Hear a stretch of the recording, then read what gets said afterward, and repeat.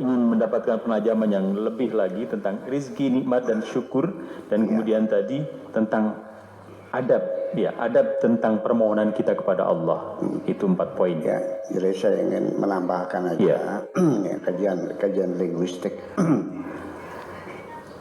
Ketika ma'mul itu tidak disebutkan, padahal fiilnya itu fiil muta'addi yang memerlukan objek. Yeah. Seperti doroba, zaitun, amran. Doroba itu kan fiil muta'addi, fiil yang menunjukkan objek. Ketika tidak disebutkan objeknya, itu sekaligus pengertiannya menjadi umum. Man saroko, ya apa saja. Jadi ketika ma'mul tidak disebutkan menunjukkan umum. Yeah. Jadi lain syakartum tidak sebut nikmat Allahnya. La ajidakum. Jadi mensyukuri apa saja yang bisa kau syukuri. Nikmat Allah, ya semua nikmatnya sangat umum sekali, mencakup seluruh satuan-satuannya. Itu makna hadful ma'mul dalam istilah ilmu ma'aninya. Kemudian yang keduanya, wala in kafartum, itu sama juga, ma'mulnya tidak disebutkan, objek disebutkan. Bahkan jawab syartinya juga dilipat. Lain syakartum, ini jumlah syartiyah. La ajidakum jawab syaratnya. Begitu wala in kafartum, mana jawab syaratnya nggak ada. Jadi inna adzabil syadid namanya taktib. Ya. Menegaskan substansi dari jawab syarat. Jadi kalau dimunculkan bunyinya begini. Lain syakartum la azidanakum wa la in kafartum la u'adzibannakum inna adzabi lasyadid. Begitu bunyi. Enggak terang-terangan disampaikan ya, Bu ya? Iya, dibuang, mahdzuf jawab syaratnya dibuang. Asalnya la in syakartum la azidanakum wa la in kafartum la u'adzibannakum. Dibuang tapi takkidnya ada inna adzabi lasyadid. Artinya la u'adzibannakum adzaban syadidan. Jadi tidak bersyukur itu bukan kufurnya, itu bukan disiksa, siksanya berat. Selama ini kan menganggapnya ya itu kan kufur nikmat. Selama ini anggapan di kitab pun saya baca gitu, kufur nikmat katanya. Jadi bukan kafir tidak percaya Tuhan, tidak. Jadi nggak disiksa. Gimana lagi? Ina ada beda satu itu. Nah itu kan jadi itulah makanya coba kita perlu reinterpretasi kembali Al-Quran ini. Ya supaya jelas maksud Tuhan itu apa. Nah itulah makanya Tuhan mengatakan wa qalilun min ibadiyas syakur. Jarang sekali orang yang bersyukur itu. Wa qalilun dan sedikit. Min ibadiyah, minnya minta baik lagi. Wa qalilun min ibadiyah.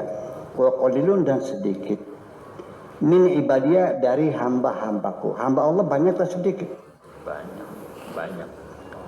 Anda hamba Allah bukan? Iya. Enggak. Kita ini kunyuk-kunyukullah. Yang hamba Allah itu ya seperti Syekh Abdul Qadir Jailani, seperti Nur Al-Masri, seperti Sayyidina Kanjeng Nabi Muhammad, Abu Bakar, Utsman Ali dan sebagainya. Mungkin Syekh Sarwidayatullah, mungkin ya kan itulah namanya ibadallah. Ibadallah, rijalallah, aghithuna bi'azlakan. Itu ibadallah. Kalau kita kunyukullah kita mana. Jadi ibadallah sedikit. Qalilun sedikit dari ibadallah yang sangat sedikit itu. Berarti sangat sedikit sekali yang bersyukur itu. Kebanyakan tidak bersyukur. Nah itulah makanya ibadah syukur itu ibadah yang tertinggi sesungguhnya. Ya puncaknya itu. Nah sekarang yang jadi masalah bahwa syukuran ini juga salah istilah. Saya dipanggil ceramah dalam acara tasyakuran walimatul ars. Walimatul ars adalah walimatul ars. Kalau ars ada y-nya itu aras itu. Ada walimatul aris lagi. Kacau kalau nulisnya nih. Kalau aris itu pengantin laki-laki. Kalau arus pengantin perempuan. Perayaannya namanya al-ars bukan ars. Jadi nulis itu macam-macam. Itu perlu diperbaiki. Ini kajian linguistik ya. Jawab kan gitu. Nah, setelah selesai saya ceramah, 3 bulan cerai lagi. Katanya lazidanakum.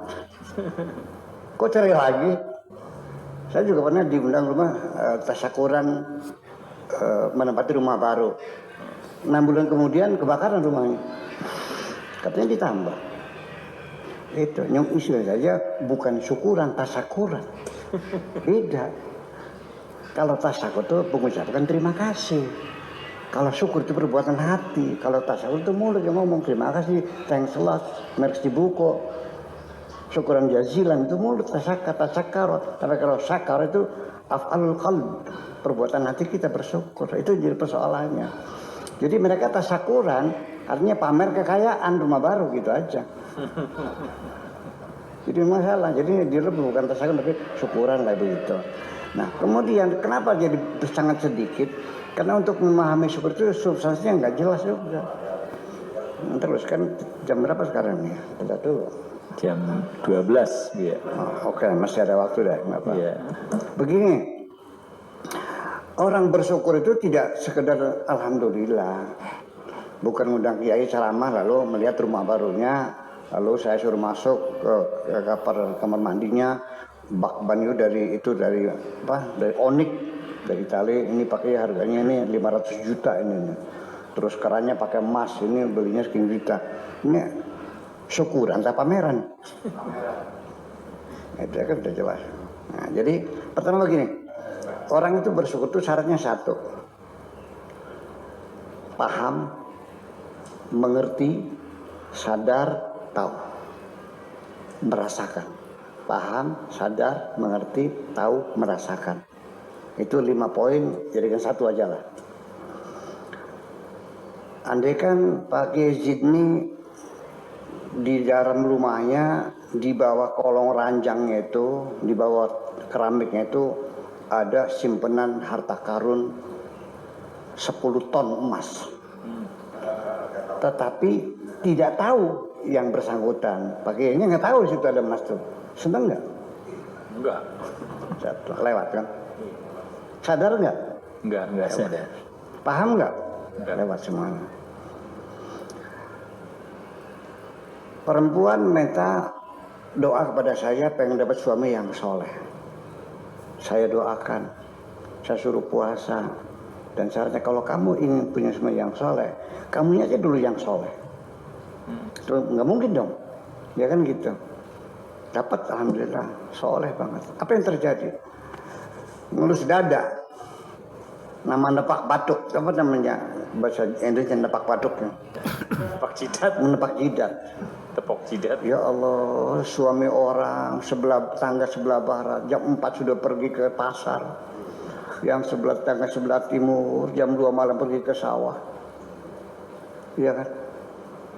Suami saya jam 9 pagi masih hilaloh. Sehingga dia merasa usaha sendiri, capek sendiri. Memang kaya. Usahanya jalan rumahnya. Suaminya hanya geleng-geleng kepala ya hilallah. Baru setelah mati dia sadar kekayaannya ludes semuanya itu. Karena Allah memberi rizki itu karena doa suaminya. Begitu mati dicabut semuanya. Baru dia menyesal, baru tahu. Jadi suami saya itu orang soleh. Ya iya. Ya kenapa begitu? Ya karena tidak sadar. Dia paham. Betul enggak? Kita juga banyak punya teman yang setia, yang baik, disia-siakan, ditipu segala macam. Kan goblok banget sih. Seorang teman yang setia, itu kekayaan kita yang luar biasa kok. Iya, kalau Anda sedang senang, banyak temannya saya jamin dah. Biasanya banyak. Tapi ketika kau jatuh miskin, berapa sisanya? Yang tetap tinggal bersamamu dalam keadaan susah, itulah teman-teman yang setia. Tolong dirawat, dijaga teman itu. Itu kekayaanmu semuanya itu. Dan teman setia tidak banyak. Nabi saja hanya 4 kok ring pertamanya. Abu Bakar, Umar, Utsman, Ali. Baru ring keduanya 9 orang. Ring ketiganya baru 14 orang. Baru itu. Ya, ring pertamanya 4 orang. Hanya bervariasi. Abu Bakar itu kesetiaannya, Umar keberaniannya, Utsman dananya, Ali intelektualitasnya. Dia lengkap kan. Saya juga kalau punya sahabat seperti Nabi, wah hebat saya ini. Nah ini punya jadi saya. Iya, nah, semacam itu. Nah itu kemudian yang kedua adalah syaratnya itu kita mengakui bahwa apa yang ku dapatkan sebagai pemberian Tuhan. Ada nggak orang yang ngaku? Enggak ada. Yuk kita coba kita tanya interview pada orang kaya. Dari mana kau dapatkan harta sampai punya 100 hektar? Bagaimana kau punya deposito sampai 100 miliar? Jawabannya sama. Hasil jerih payahku. Banting tulang dan peras keringat. 20 tahun saya makan ikan asin aja. Ya. Ini bukan hasil korupsi, bukan ngerampok. Ini hasil keringatku sendiri. Masih ada yang mengatakan hadza min fadli rabbi? Enggak ada. Masih ada. Pak Afkar beli jam Rolex yang harganya yang paling mahal apa sih? Yang ada 1 miliar itu namanya itu apa sih? Harrison apa namanya itu? Jantakan Rolex. Dari mana? Ditanya polisi. Pemberian Tuhan, ditangkap ini maling. Ya, kalimat itu dikirimnya maling sekarang. Beli dari mana? Uang dari mana? Uang jual ini dijelasin. Ini uang pribadi saya, hasil pribadi. Ini keringat saya. Kalau dari Tuhan maling ngomong. Yang ketiga ialah memanfaatkan nikmat itu sesuai dengan proposalnya, sesuai dengan tujuannya. Dikasih tangan untuk bekerja, bukan untuk mukulin orang. Dikasih rizki, uang banyak untuk menyantuni fakir miskin. Wa fi amwalihim haqqul lisaili wal mahrum. Jadi ketika dia uang banyak, jangan lupa anggap itu buat kamu semuanya. Itu titipan Tuhan. Ada yang siap melaksanakan itu? Itulah makanya wa qalilun min ibadiyas syakur, itu persoalannya. Betul enggak? Jadi 2,5% itu hanya formalitas sosial aja sebetulnya untuk melawan memerangi kebakhilan kita.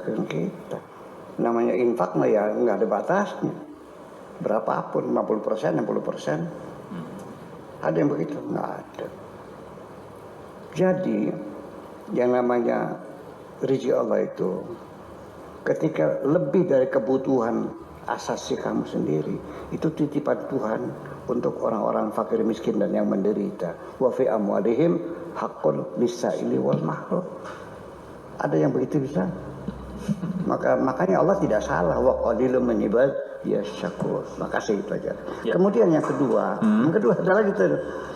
Boleh bertanya, ya silakan Anda minta apapun kepada Allah. Saya mintalah ketika minta pada Allah, mintalah apa yang kau butuhkan, jangan apa yang kau inginkan. Ini ada batasnya.